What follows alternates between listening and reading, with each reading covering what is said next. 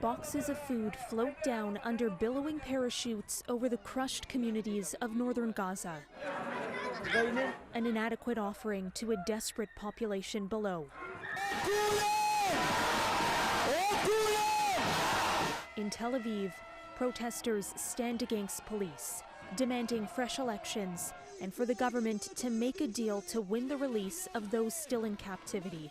Not a day more. This is the time to bring them back. This is what 6 months of war have brought for Israelis and Palestinians, gripped by grief and anger over Hamas's October 7th attack and Israel's punishing response.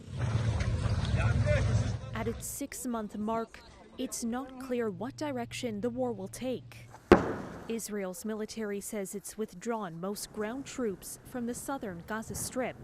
On Sunday, residents of Khan Yunis returned to their devastated city, where months of strikes have left behind a landscape of shattered homes.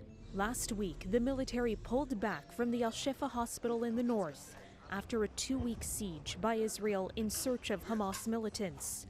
A World Health Organization team marked the grim anniversary by releasing footage of what remains of Al-Shifa, once the biggest medical facility in Gaza. What you also see here in the yard of the hospital are the graves of people here, and in many other places. You can see the bodies that are rotting under the Gazan sun.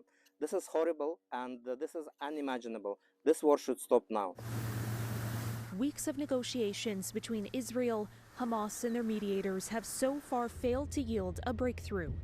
As Egypt prepared to host a new round of talks, Benjamin Netanyahu reiterated there would be no ceasefire without the return of Israel's hostages and blamed Hamas for the lack of progress. But each day that passes brings more death. 6 months of war have already killed more than 33,000 Palestinians, and Hamas still holds an estimated 100 hostages, along with the bodies of around 30 others. The war has now become the longest involving Israel since the 1980s, raising alarm over a possible escalation in the conflict. Israel's defense minister said Sunday forces that have pulled out of Gaza did so to prepare for what he called follow-up missions that included Rafah, where more than 1 million Palestinians are seeking refuge.